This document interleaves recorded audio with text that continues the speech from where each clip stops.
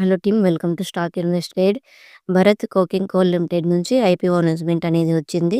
ఈ వీడియోలో కంపెనీ గురించి, కంపెనీ యొక్క ఫైనాన్షియల్ డేటా, ఐపీఓ డీటెయిల్స్ అనేవి తెలుసుకుందాం. మన ఛానల్లో నిఫ్టీ 60 డేస్ ట్రేడింగ్ జర్నీ అనేది స్టార్ట్ చేసాము. ఒక స్ట్రాటజీని యూస్ చేసి 60 డేస్ అనేది మనము ట్రేడింగ్ చేస్తాము. ఇందులో మీకు ఒక ఇండికేటర్ అనేది యూస్ చేస్తాము. నా స్ట్రాటజీని బేస్ చేసుకొని ఇండికేటర్ అనేది రెడీ చేశాను.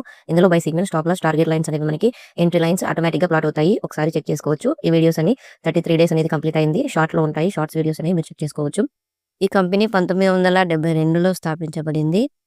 ఈ కంపెనీ వచ్చేసి coking coal, non coking coal, అలాగే వాష్డ్ కోల్ అనేది ప్రొడక్షన్ చేస్తుంది. ఈ కంపెనీ యొక్క ఫైనాన్షియల్ డేటా అనేది చూసినట్లయితే రెవెన్యూ వచ్చేసి మార్చి 2023 నాటికి 13,018 కోట్లు, మార్చి 2024 నాటికి 14,652 కోట్లు, మార్చి 2025 నాటికి 14,401 కోటి అనేది ఈ కంపెనీ యొక్క రెవెన్యూ.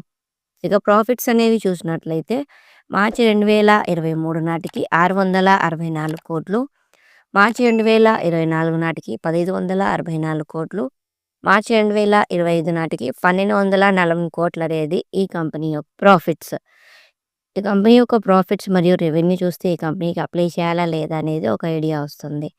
ఇక ఐపీఓ డీటెయిల్స్ అనేవి చూసినట్లయితే ప్రైస్ బ్యాండ్ వచ్చేసి 21 రూపాయల నుంచి 23 రూపాయలు పర్ షేర్, ప్లాట్ సైజ్ వచ్చేసి 600 షేర్లు, టోటల్ ఇష్యూ సైజ్ వచ్చేసి 1071 కోటి, మినిమం ఇన్వెస్ట్మెంట్ వచ్చేసి 13,800 రూపాయలు, ఐపీఓ ఓపెనింగ్ డేట్ వచ్చేసి జనవరి 9, 2026, ఐపీఓ క్లోజింగ్ డేట్ వచ్చేసి జనవరి 13, 2026, అలాట్మెంట్ డేట్ వచ్చేసి జనవరి 14, 2026, రీఫండ్ డేట్ వచ్చేసి జనవరి 15, 2026.